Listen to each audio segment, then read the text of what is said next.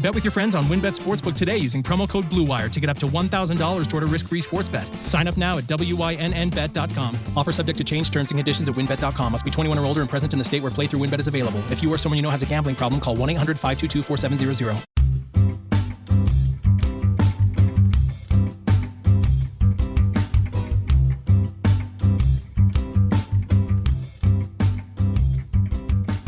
Hello and welcome to episode 152 of the spookiest podcast in town, the Tennis Podcast. I'm your Nana, Nick Amell. I'm your sidekick host, Brandon. I'm trying to make Nana the new word for host. You think it'll catch on? I don't think so. I think, when Snoop wanted to stop saying the N-word, he would call guys nephew. Yeah, I guess yeah. Maybe you could bring that in, like the new N-word. You could switch it up to my Nana. Okay, well, I'll call Snoop and see what we can do. If you're new to this show, I am your Nana, Nick, and together with Brandon, we cover top 10 lists every week. One of us brings a list, the other doesn't know, they try to guess it. This is the final episode of Spooktober season 2021. Brandon, the last few episodes we covered, we covered ghosts, we've covered devils, werewolves, Ghouls, Frankensteins, ghouls, hauntings, possessions. What else is there? And I thought, I'm going to go something kind of on the periphery here.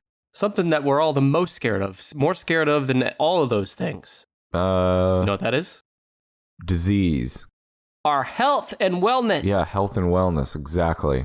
There's nothing scarier than having to dial 911. Right. And that's what we're talking about today. The most common medical 911 emergency calls. Okay, so you said there's a medical. That's important because my data comes from an EMS website, Emergency Medical Services. These are the top 10 reasons that people call 911 and they ultimately get routed to EMS providers. Okay. This was a list idea that came to me from a listener named Andy. That's Andy with an I. Thank you, Andy, for the idea. I think she is an EMS person herself. EMS, EMT, whatever. Are these the symptoms that people are experiencing, or is this the diagnosis? That's a very astute question, Brandon. You sidekick host you. Because I had to make that decision. The website I pulled this from, which is, let's see, what is this? There's a few. Okay, let me run through the sources and then I'll answer your question. Is it xnxx.com? Yeah, I know you got that bookmarked. I would never do that. So this is unitekemt.com, ncbi.com, nina.com, and NEMSIS.com. NEMSIS is the National Emergency Medical Services Information System. They are the authority on this stuff. They do this report. They pull the data. This is legit data, and they pull both the symptoms that the caller is complaining about and what you'd say, the EMT is writing on the piece of paper in the report later of what they observed. Okay. So we are covering what the caller is complaining of. The symptom. Yes, the symptom. This is reported in November 2020. How about shortness of breath? That's got to be up there. This is going to be a bummer of an episode, isn't it? Shortness of breath. Let me see here. Okay. Breathing problem. Would you call that that's shortness of breath, right? That's number one, you fucking asshole. Nailed it. Number one. Actually, I thought number one was going to be something else. I'll save that, because number one is breathing problem. Breathing problems. It's an emergency problem. Yeah, all these things are definitely things. There's one that's a huge curveball that you won't guess, but most of these things are things you don't want to be calling 911 for. About 14% of all 911 calls are the result of a person saying, I can't breathe, or someone in my house can't breathe. So that's what the person says. Here's what the EMT, how do I phrase this? These are how they're categorized by the EMTs. Breathing problems can be a respiratory distress, chest pain or discomfort, or the result of behavioral or psychiatric disorder, which I don't associate with breathing, but apparently. Anxiety. Thank you. See, this is why you're here. Anxiety, that's a good one. To bring ideas.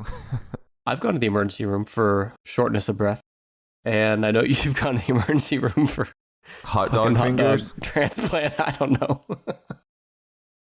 Brandon. Yes. Have you ever had, you don't have to share if you don't want, but have you ever had... We're going to talk about our medical histories. Have I ever had breathing problems? Take away breathing problem. Have you ever had a scare where you had to call 911 that led to like an ambulance coming? No. Okay. I've had one in my life. You've heard this story, actually. Yeah. I'll give the short version. which is when my wife was she was pregnant with her second child, my second child. We went to bed, and about 20 minutes later, she wakes me up and says, "We gotta go." I say, "Are you sure? We've had a few false alarms already. Why don't we hold out, see how long, And she's like, no, it has to be now. Luckily, she got me to go. And so 10 minutes later, we're on the turnpike, 2 in the morning, and she tells me, this baby is coming right now. And I'm freaking out. We go from 0 to 10. We go to sleep, no issues. Contractions are very far apart. 30 minutes later, this baby is poking out. So I call 911. They tell me, you need to pull over right now and deliver this baby, sir. There's no time. No, you knew. You do it. Well, dude. That's why I called you. People that know me like you know that I am the last person that needs to be delivering a baby. I don't think they need to know you that well to know that. I'm squeamish. I'm a germaphobe. Yeah. So I pull over, pants off, in position. I'm ready. You were most likely to lose your watch helping birth a baby. Yeah. I'm seeing things, Brandon. Uh-huh. Fortunately for me, ambulance pulls up. So they told me to pull over and they walked me through it, but they had signaled for an ambulance at the same time. You said, "Thank God you're here," and you ran over and grabbed an oxygen mask and put it on your face. Sorry, that was good. Well, she gets in the ambulance. She gives birth in the ambulance like a minute later, en route to the hospital. Don't worry, though, I did pay for the hospital room. So yeah, that's my 911 experience story. I guess I'm fortunate to have never really had a medical emergency of my own. You could have saved some money, just have them drive around for a while and then drop you off back at home. Yeah. I've really pitched that. I'm doing a presentation to a bank next week to get a business loan for an idea where the ambulances are just converted into ambulance Ubers. That way, when they're not picking up emergencies or after the emergency, you just drive around can utilize their vehicle. Yeah. What do you think? Someone's already probably working on it. That's actually a pretty exciting call, I would think, for an EMT to have. That EMT, there was 2 of them that showed up, and one of them, it was like their first or second week, and they were losing it like as much as me. They had never seen anything like that. Well, I would much rather come up on a birth than a bunch of mangled tangle of flesh and steel. Well, there's some mangled and tangled in the birth too, but no steel, hopefully. Do you want to guess car accident next?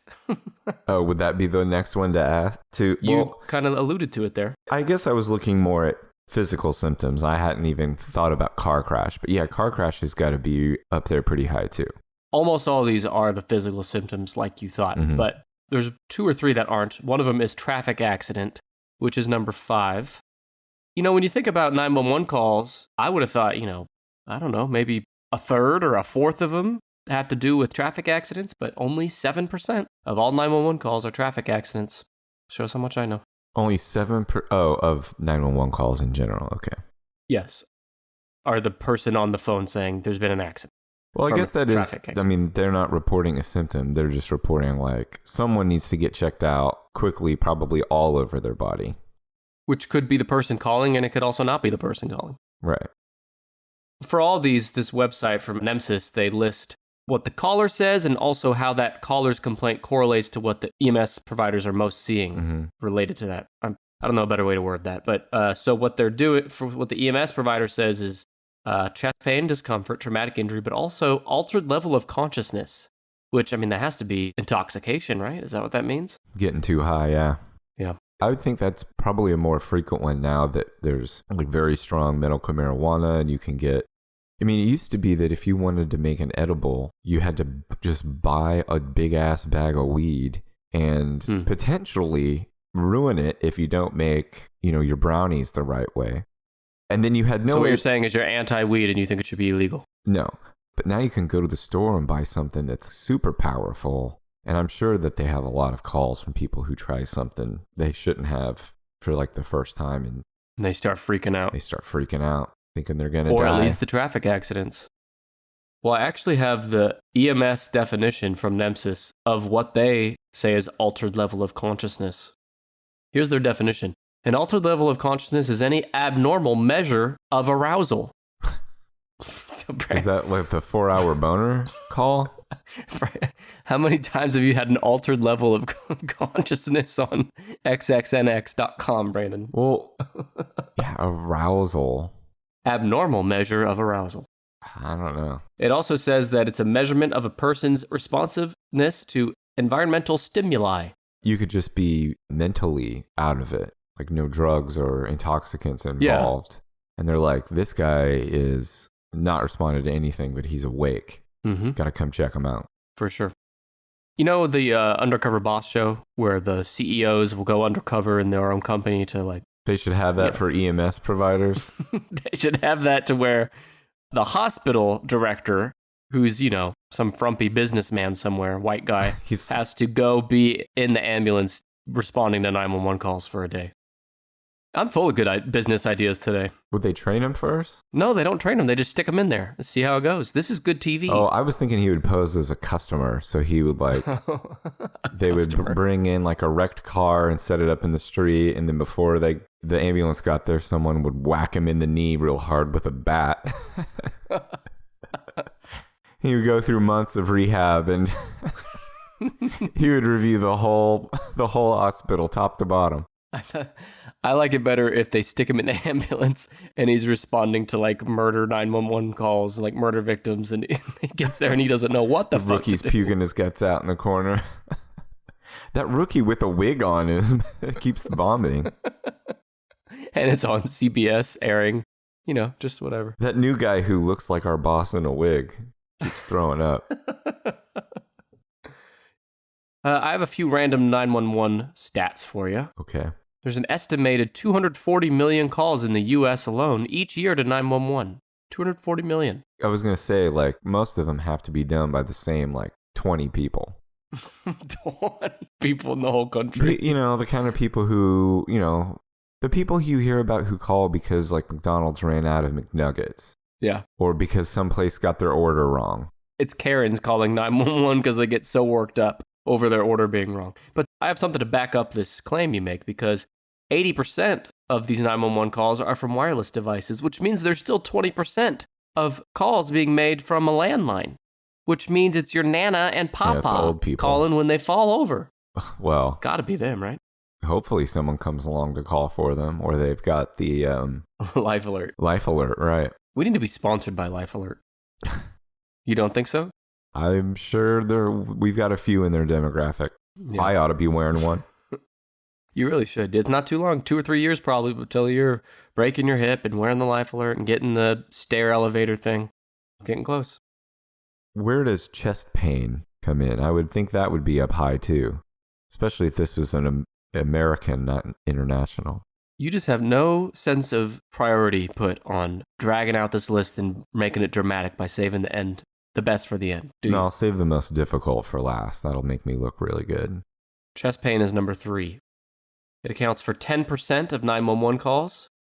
Most commonly, it's related to chest pain or discomfort, abdominal pain, or respiratory distress. Or girlfriend making you feel bad. Or wives nagging you about the bills. Am I right, guys?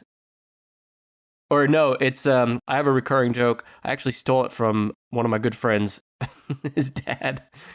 It's like a dad joke where you're at the restaurant, you get the bill. It could be $100, It could be $15, doesn't matter. You look at the bill, you say, thanks, waitress or waiter. You look at the bill, check the glasses down to the end of your nose, really study it. And then when you see that final amount, hand goes to the heart and you start having palpitations. Oh my God. So that, what? You don't like that joke? It's a good one.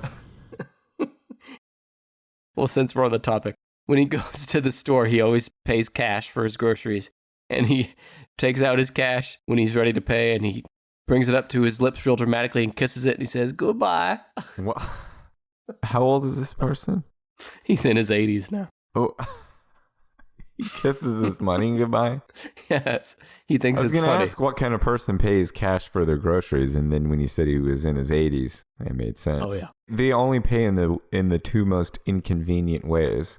With a large sum of bills, of small bills, or they write a check. Yeah, I don't think people even... do grocery stores take checks these days? Maybe out in the You can do boonies. a check, but while you're writing the check, you can close your eyes and listen to everybody's eyes rolling around in their heads.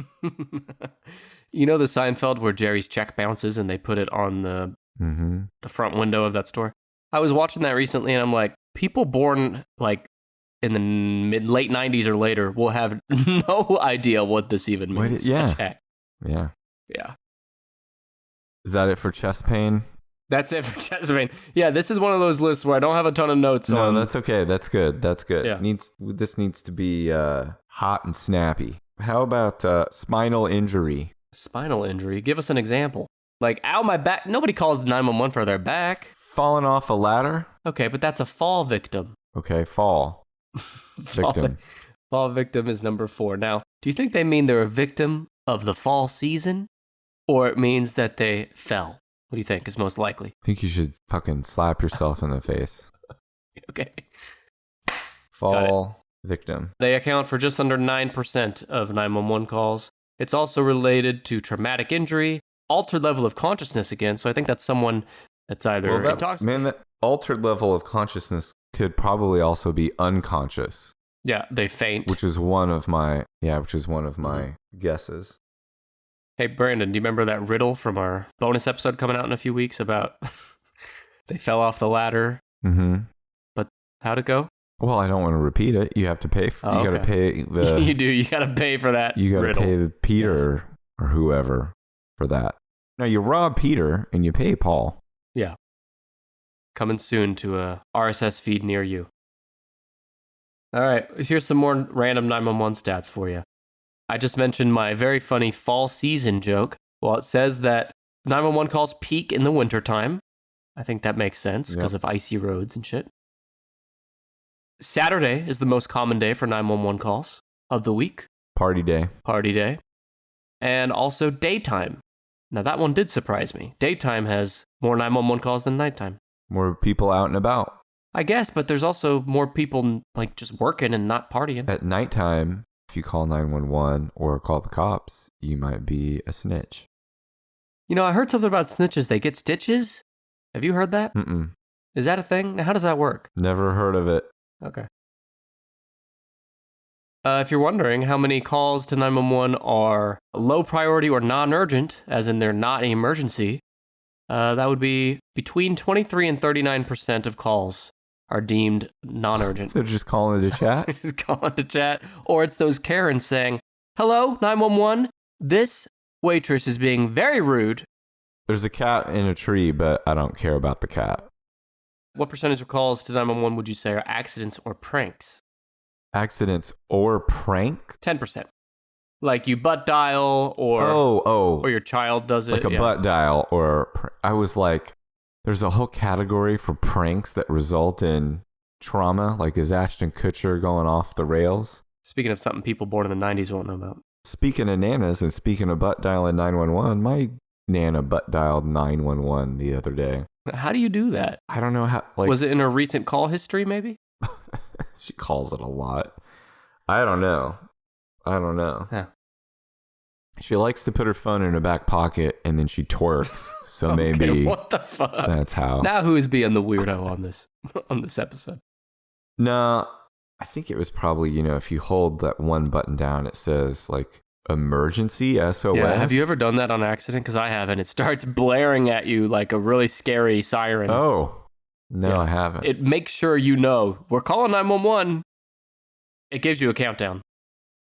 It is an extra dipshit move to prank 911. I was going to ask, have you ever done that as a kid? No, we prank called tons of people all over the place. Fucking up until caller ID became ubiquitous. So it was like up until college, we were still pranking people. Like I remember doing it in the dorms. We pranked people after that. Star 69, brother. Yeah, but no, never with 911. Felt like, well, one, I always thought you could get in trouble. I think you can. Like actual legal trouble. And then also it just seemed like an asshole thing to do. Okay, like I'm a dickhead, but I'm not going to be a dickhead with 911. No, we never did either. We did one time convince a escort in Vegas that we were a Russian tourist in a hotel and to come visit us. Mm-hmm. And then when she's there, she calls us back and says, okay, I'm here. Which room did you say you are? We start describing the room as having a broom and a mop bucket. And she said, oh, sweetie, I think you're in a broom closet. She was on the phone with us for like 20 minutes trying to... We were acting like a confused Russian tourist. It's a really sweet sex worker. Should have just hung up on your asses. Yeah, she was there. So that's prank calls we did in high school. Do you have another guess? Yeah. Foreign object in body. No. Does that happen to you a lot, Brandon? No, I mean, I have it at my house. My kid swallowed a washer. A whole washing machine? How'd he do that? It might as well have been. It was just as much hassle. He means washer like... Like a small metal washer, size of a coin. Yeah, like the little screw type thing. How about unresponsive? Would that be an altered state of consciousness? There's two that could fall here. I'm going to give you this one because I don't think you'll guess it otherwise. Is it very sleepy? This man is stuck in Sleepy Land. This is how the website NEMSIS calls it. Unknown problem man down. I got a man down here. Very sleepy. That's got to be low on the list, right? It's number 8. It counts for 5% of 911 calls. I think this is when, like, you walk in a room and there's a guy just there unconscious and you don't know why, you don't know what happened to him, and he's not responding. 911, unknown man, unknown problem. There's some situations where if you looked over and you saw somebody laying there, you would just know immediately the way they were laying or where they were laying, like, it's not worth me walking over there and getting traumatized. That is a not alive person. So you just walk by and wouldn't call 911? No, you call 911, but you're like, I'm not going to like walk over there and poke him with a stick and start giving him mouth to mouth. Or start, sifting through his pockets, seeing what he's got on him. Yeah, like it's Red Dead Redemption 2. The first thing I do is loot him. Well, why not? He's sleeping. He won't know who did it. All he had was a nickel and a belt buckle. Well, Brandon, if I walk in a room and I just see you unconscious, unresponsive, motionless, I'm just going to assume he's just sleeping. Call 911 and tell him, man down. Sidekick host down. Can you see what's wrong with him, sir? He's down. I don't know. He's down. He's not up. I could tell you that. Now they'll say, is this Nick or Brandon calling? I'll say Nick, and they'll say, so that means that's Brandon on the ground? I'll say, yeah, and they say, okay, we'll mark that low priority, non-urgent. Man down. Well, that's man down. Right. Number 8. So that is number 8. You have traffic accident at 5, fall victim at 4, and again, we're unclear on if that's fall or fall season victim. An autumn victim. 3 is chest pain. Number 1, breathing problem. Mm-hmm. Man down, there's one similar to that at number 6. Well, okay, you basically got it in so many words. It's loss of consciousness or fainting at number 6. Yeah, unconscious. Yeah, okay. That's what I said. I said you got it. Number 6 accounts for 6.5% of 911 calls. This is also related to poisoning or drug ingestion. Hell yeah. Altered level of consciousness. I wondered about the poisoning and drug ingestion. I have some stats for that. 80% of all accidental poisonings occur with children's ages 1 to 3. Yes. Usually from swallowing household products. I can confirm this. So we didn't call 911, we called poison control, but my wife had her, what was it? It might have been like allergy pills or something, like adult allergy pills, obviously, sitting on the table. And my daughter, who was like 3 or 4 at the time, came and started eating it. She thought it was candy. Weren't they bitter? Yeah, she only took a bite and then she didn't eat the rest, but she ate half a pill, swallowed it. And we knew it was probably fine, but we wanted to be safe, so called poison control. They just said, yeah, she might get sleepy, but she'll be okay. But anyway, it could have been something else. Could have been my wife's meth pills or something that my 4-year-old got into. It would have been great if, like, she did get sleepy and then you had a nice quiet evening at home. Yeah. And you decided, like, every once in a while, a little piece of one of mommy's pills. Yeah. And we get to have a quiet dinner at home. That's how Casey Anthony's kid died, I think. So we won't do that.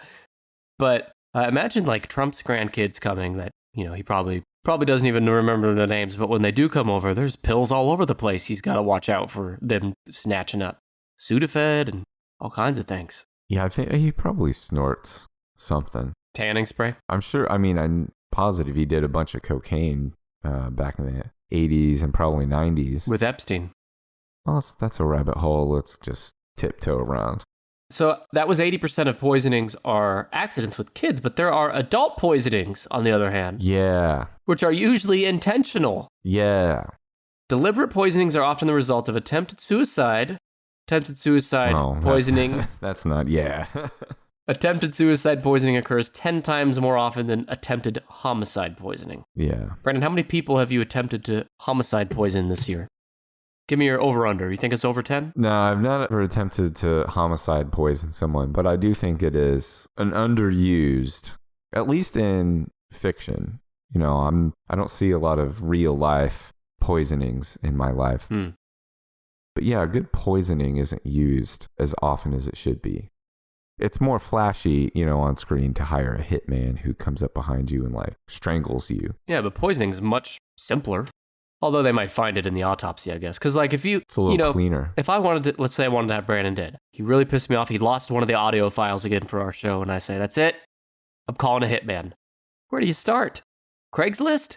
I don't know. Well, from what I see on the cops, I saw this one where this guy hired a hitman. So the hitman hired a hitman. Yeah. And then that guy hired another. There was like 4 or 5 guys. You're kidding me. Passing the buck. Probably the last guy was only making like $20 in a bag of Cheetos. Yeah. Well, I think sometimes when you hire a hitman, you're not actually hiring a hitman. You just go find like a friend or someone that's willing to do this for you. They're not a professional hitman. Yeah, it's not a hitman. It's Brad. Yeah.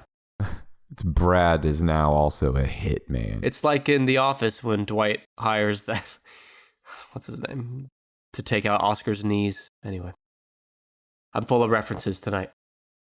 So that was poisoning, which I was talking about because of loss of consciousness or fainting, which was number 6. How about penis being too large or too small? Penis being too large or small. Hang on, let me consult. There's only a few left in the top 10 here. It's not that one. It's not that one. Not that one. Is it this one? No. Okay, but I'm really surprised. Penis being too big or too small, not in the top 10. Salami nipples. Salami nipples. How did you guess number 2 so quickly? Are you looking at my list here? Salami nipples. I'm running out of ideas here. Think of a big one you're missing. Well, if I could think of a fucking big one I was missing, I wouldn't be out of guesses. Think about Nana. We were talking about your Nana earlier. Imagine breaking a hit? No. Imagine Nana goes to the new 3D movie at Cinemark. Okay. During this 3D movie, there's lots of strobing lights and blinking, flashing lights. Oh, a seizure? A seizure is number 9. Convulsions or seizure, number 9. Do you like how I brought it back to Nana? I'm trying to make it more relatable so you can understand. Yeah. Seizures account for 5% of 911 calls, and they're often related to that altered level of consciousness or fainting. You mean like flopping around on the ground and stuff? Yeah. Well, you could say it a little more sensitively than that, but yeah. That's how he says it in a Royal Tenenbaums. Mr. References. Well, I like to keep my references to those that people understand.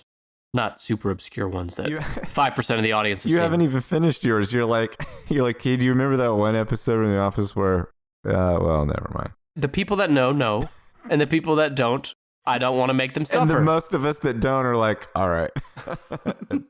I guess there's something about that in that show I'm not going to watch. The Office season 8-ish or 9-ish. Just watch that whole season. Come back to me. Yeah, if you don't have fucking 6 months of your life, watch all that shit. Oh, come on. They're 22 minutes each. You'll be fine.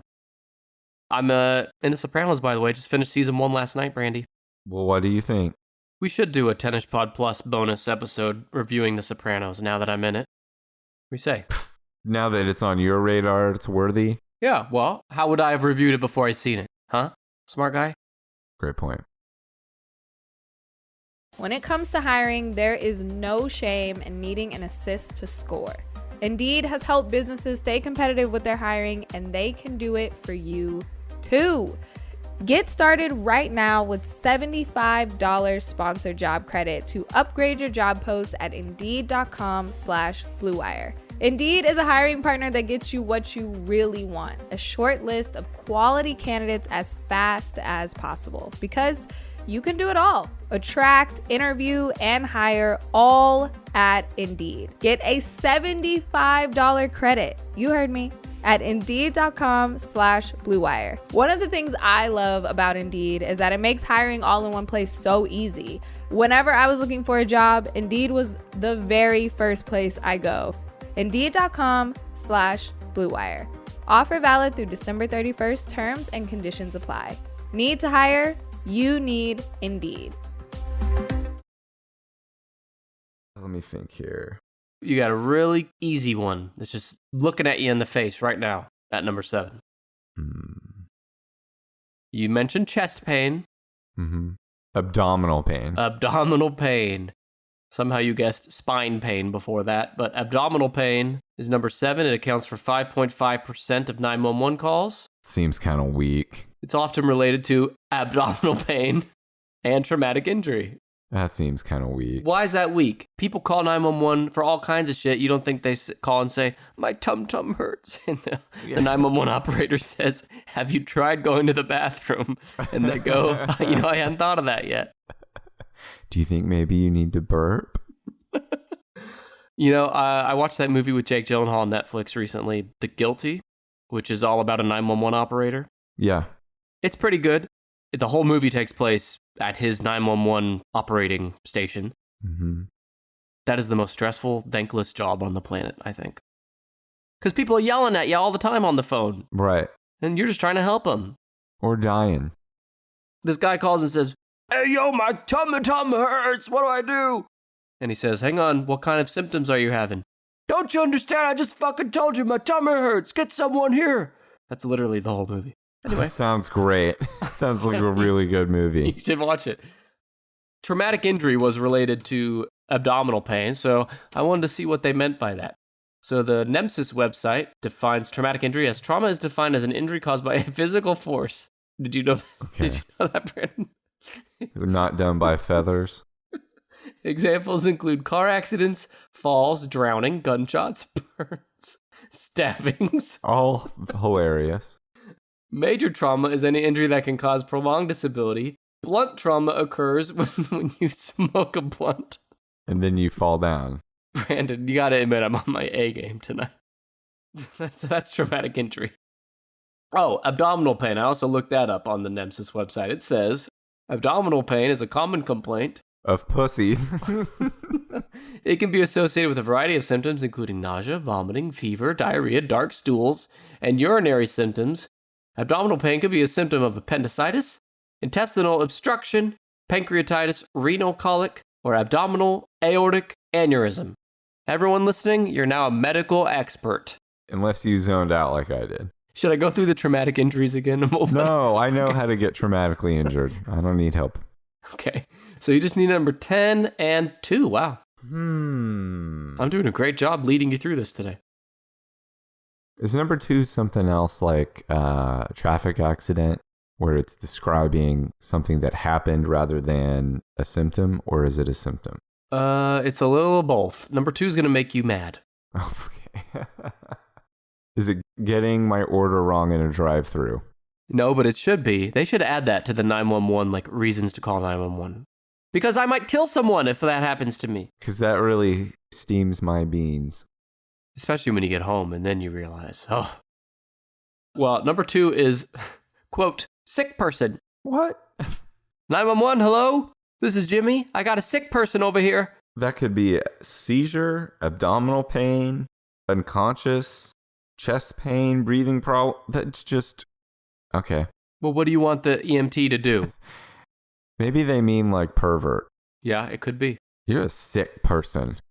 Call 911 and they're like, there's a fire in my asshole and I need someone to come put it out. And the EMTs show up and it's a guy whose asshole is not on fire, but maybe for the Lord. And yeah, then they say, you're a sick person. That's what they write down on a little pad. Or it could be someone tells me, I couldn't really get into Breaking Bad. I'm calling 911 and saying, I got a sick person over here. They must have an altered level of consciousness because they're not thinking right. He needs a checkup from the neck up. Exactly. So we don't know what the sick person is. Although, well, I guess we have some clues here because EMTs on their reports, they say this person had abdominal pain, they fainted, or Old Faithful, they had an altered level of consciousness. This is a catch-all. But I understand that this is something like, if you were calling and you just said, like, in as few words as possible, describe the problem, you would say, sick, breathing problem, sick person, chest pain. Unknown problem, man down. That one would just basically like I see a body and I don't want to go over there. I don't have anything more for you than there is someone that there and they're down. Now, if we're being precise today on this episode, are they down as in like they're down to clown? They're down to party? Or are they physically down, Brandon? You got to be more specific. In my head, I picture just a white guy in shorts laying face down in a field. And I'm on the phone going like, they're like, is he alive? Is he unconscious? I'm just shrugging. Man down. They can't see me shrug. I'm just shaking my head. I'm like, I don't know. That's none of my business. It's the 911 caller's equivalent of a lawyer saying, we have no comment on that. It's me saying, technically, I'm being a good Samaritan, but I'm just barely a good Samaritan. I'm going to call. Bare I'm minimum. going to get somebody out here, but I'm not going to go roll that guy over and start giving him mouth to mouth. Well, you're missing a hell of a time, Brandon. Don't knock until you try it. It was just a guy laying in the grass hoping, God damn, I hope someone comes up and Frenches me. That's what Dennis Nilsen used to do, the serial killer in UK. Remember? He would pretend to be unconscious in the hopes that his military comrades would take advantage of him. Oh. But we're going down a dark path now, so let's get out of there. I'd forgotten about that. I'll have to re-listen. Yeah. Because he had a fetish for being taken advantage of, which is a whole thing. But, unknown problem man down, I understand that's like EMT lingo, language, Do you think EMT, when they're in an emergency and they call 911, they say, I got an unknown problem man down here, even if they're referring to themselves? Probably not, right? They just say I'm down. And that's when the 911 operator says, could you be more specific? What are you down with? The sickness? The Chiefs? The new Halloween movie? Come on. The sickness. You were about to say something about number 10. Yeah, number 10, we've talked a lot today about altered level of consciousness. Number 10 is related to that quite clearly. I'm going to say it is intoxication. No, because that's captured in altered level of consciousness. Okay. But it is someone who's not in their right mind. It's a psychiatric problem. Oh, that's what I was trying to think of a way to like. Yeah, sure. Okay. All right. I was trying to think of a way to guess, like, how do I say in a nice way somebody's cuckoo bananas? Well, you didn't. You could have kept that to yourself because now you just threw yourself under the bus. I'm just writing psych. Number 10 is psychiatric problem. Yeah, psychiatric. 4% of 911 calls. This is also related to behavioral disorder, poisoning or drug ingestion, altered level of consciousness. So this is people that, you could be having a mental breakdown, nervous breakdown. Could be someone that, needs their medication, but they don't have it and they're out causing issues somewhere. All that stuff is captured here. Sorry about cuckoo bananas, I guess. Do you have any more deep analysis on psychiatric problem you want to share? One time a woman banged on our door and she was having a mental health issue. She banged on the door and acted like she knew us and she was trying to get into the apartment. And then she went downstairs and she went to the parking lot and talked. She went and stood at this truck and talked by the window really animatedly for a few minutes. She was telling someone, this fucker won't come outside. And then she got in her car and she left. I did call the cops. I didn't call the 911, but I called non-emergency. And then I did walk down to see like who was in that truck that she was talking to, and there's nobody in there. Oh, you're kidding. Yeah, so I'd Wow. called the police and I said, I think she's like having an issue or something, but she got in her car and she left. All I could say was like she went north, Real helpful, sir. But then we got in the car, my wife and I got in the car and left, and we went in that same direction, like, I don't know, 10 or 15 minutes later. And she hadn't made it very far, but she was stopped in the street. Cars were having to go off the road to go around her, and she was having a conversation in her car by herself. So we called again. I don't know, hopefully they found her. This was a while ago, right? Yeah, it was a long time ago. Well, yeah, I hope they found her by now. They're still looking. She's still parked out on Sheridan Road in Tulsa. That's crazy. Broad daylight. She's been parked there for like 15 years. I put it on you then for not helping her more. Yeah, so do I. Well, I have a list of some surprising things that weren't in the top 10. All of these had less than 2% of all 911 calls. Mm-hmm. I shared my childbirth story. That's not on here. Childbirth. Right. Stroke. Cardiac arrest, although that could be captured in chest pain. Stab or gunshot wound. Choking. burns, animal bite, or assault. I've been assaulted. I've been mugged. Someone's assaulted me. I thought that'd be in here, but it's not. I didn't think of any of those either. Well, luckily you had me here to help move this show along. Otherwise, we'd be here all night. Yeah, trying to guess some impossible ass shit. Hey, I was going to ask you, when they call 911 and they get you in the ambulance, let's say you're having abdominal pain, and they take you to the hospital, they get you in the emergency room, things are going to look a lot different in that hospital if we live in a world where peanut butter is water. Because now think about all the things in the hospital that rely on clean water. I don't want to think about this shit. It's all peanut butter now. When you I don't know. It's just something to think about. I want everyone out there to take a minute and think about it. A fucking moment of silence. Yeah, we're giving them a minute.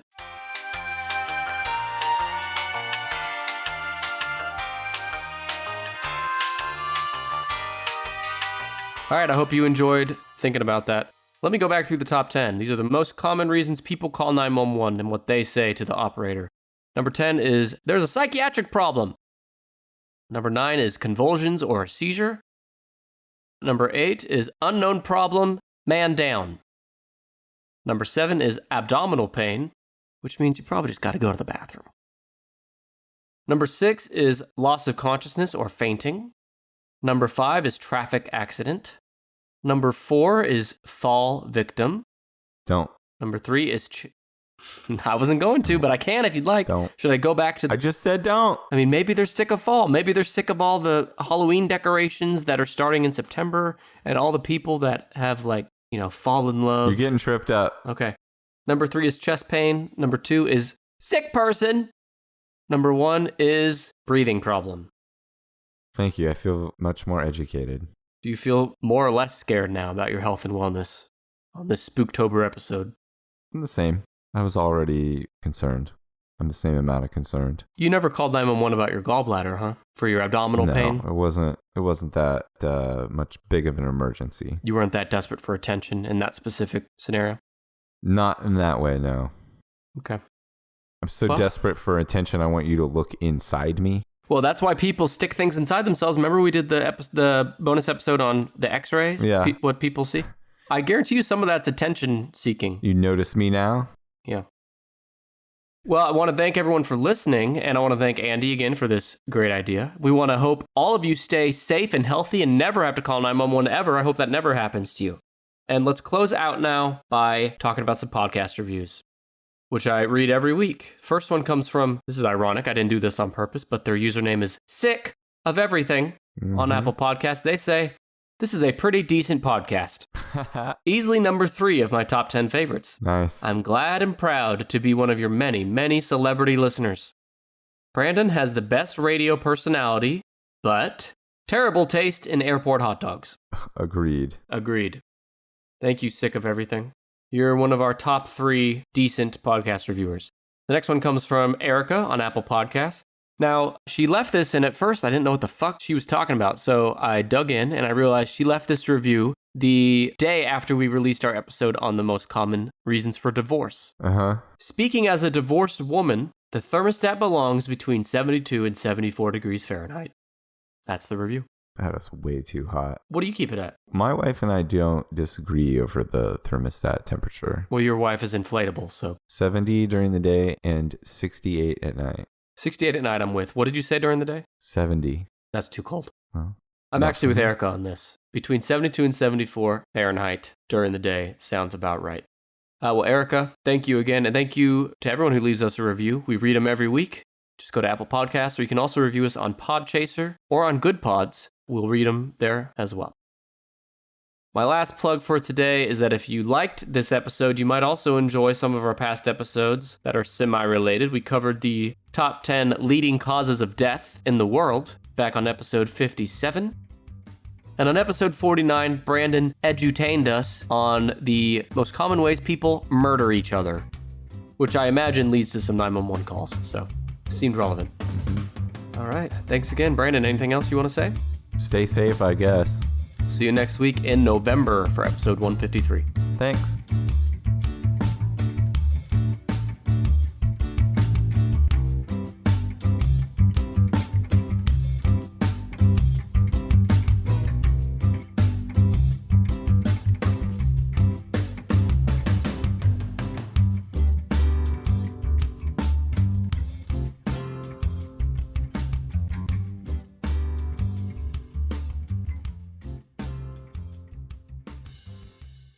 Bet with your friends on WynnBET Sportsbook today using promo code BlueWire to get up to $1,000 toward a risk-free sports bet. Sign up now at WYNNBet.com. Offer subject to change, terms and conditions at WynnBET.com. Must be 21 or older and present in the state where playthrough WynnBET is available. If you or someone you know has a gambling problem, call 1-800-522-4700.